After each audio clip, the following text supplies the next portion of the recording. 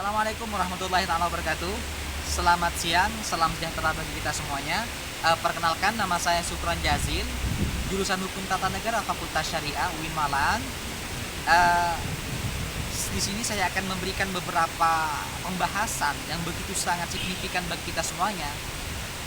Yang hal ini sebagai persyaratan ujian seminar proposal skripsi pada tanggal 25 Agustus hari Selasa jam 12.30 sampai jam 11.30 sampai 12.15.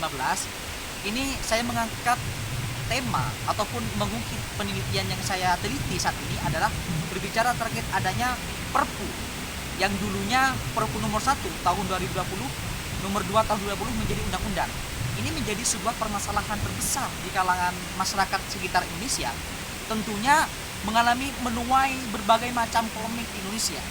Salah satunya yang saya teliti adalah analisis hukum terhadap polemik pasal 27 ayat 2 Undang-Undang nomor 2 tahun 2020 tentang Perpu nomor 1 tahun 2020 menjadi undang-undang.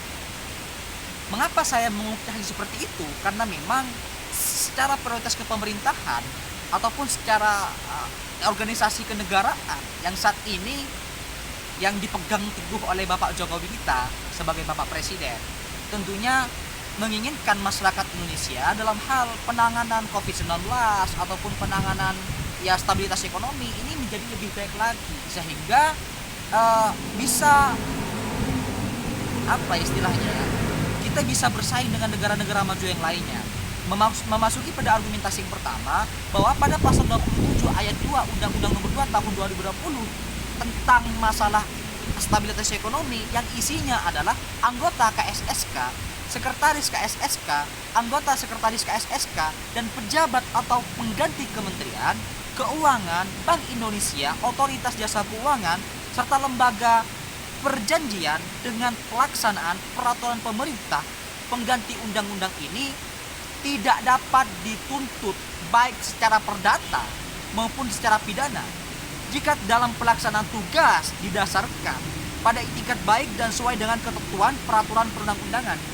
Ini menjadi sebuah kesalahan besar bagi teman-teman ataupun bagi seorang pejabat pemerintahan untuk memiliki ataupun menentukan frasa diksi pada pasal tersebut, karena memang sejatinya ukuran ataupun ketika pemerintah melakukan sebuah kesalahan, mereka tidak dapat dipenjarakan, dipidana, dihilangkan kasus pidananya dan perdatanya. Lah ini yang menjadi salah satu permasalahan terbesar yang saya teliti gitu. Karena memang pada pasal tersebut, pada pasal 27 tersebut itu menyatakan pemerintah tidak dapat dituntut baik secara perdata maupun pidana, entah kepada bank pengganti Kementerian Keuangan, jasa otoritas keuangan dan segala macamnya pada pasal 27. Mungkin teman-teman bisa siapapun yang bisa melihat terhadap video ini meng-cross check kembali terkait adanya pada pasal 27 ayat 2 Undang-Undang nomor 2 tahun 2020. Karena memang pada pasal tersebut memberikan hak imunitas kepada pemerintah ataupun memberikan hak super body.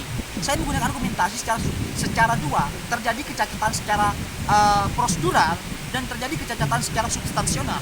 Mengapa saya katakan seperti itu? Karena Fadlison, salah satu anggota DPR RI fraksi Gerindra, menyatakan bahwa sejatinya Perpu yang dicetuskan oleh pemerintah yang sekarang menjadi undang-undang nomor 2 tahun 2020 ini sejatinya sudah melanggar prinsip dari DPR itu sendiri.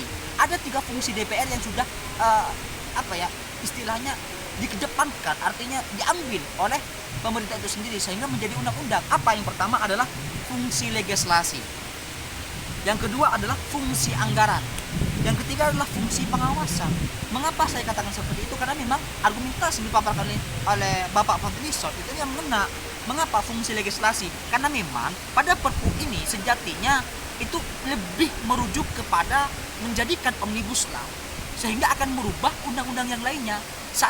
Baru saat ini pemerintah Indonesia itu ingin memangkas undang-undang menjadi undang-undang yang satu, omnibus law. Apa? Undang-undang MD3, undang-undang perjanjian, undang-undang pengawasan superbody, undang-undang BI, undang-undang APBN setidaknya akan dirubah isi-isinya melalui undang-undang nomor 2 tahun 2020 tentang masalah stabilitas ekonomi Indonesia, COVID-19 ataupun berbicara masalah krisis ekonomi di Indonesia itu sendiri. Oleh sebab itu, makanya Fadlizon itu juga menyatakan ada yang secara politis, ada kecacatan secara politis, ada kecacatan secara praksis. Mengapa? Karena kecacatan secara politis lebih menekankan perpu ataupun undang-undang ini itu apa ya sejatinya ya, meletakkan parlemen itu hanya sebagai embel-embel dari eksekutif semata.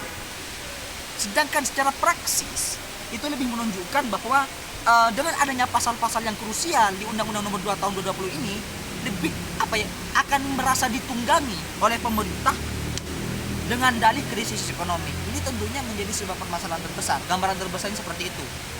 Sedangkan kerangka teori yang saya gunakan memasuki pada rumusan masalah, tujuan penelitian, pembahasan penelitian, sampai kepada kerangka landasan teori, kerangka teoritis, ataupun sistematika penulisan, itu akan diuraikan secara sistematis dan komprehensif pada sesi nanti, insya Allah.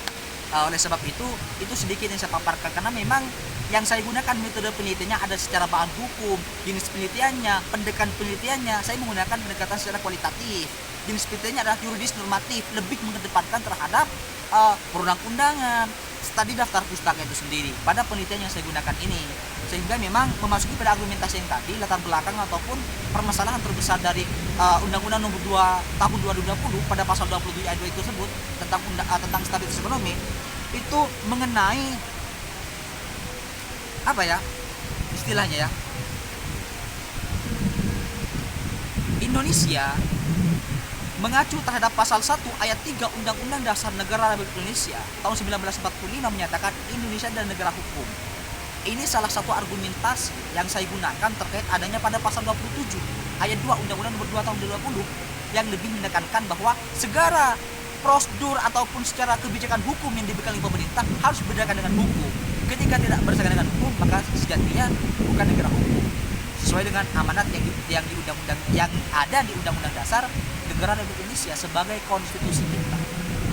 Kurang lebihnya mohon maaf, mungkin hanya seperti itu.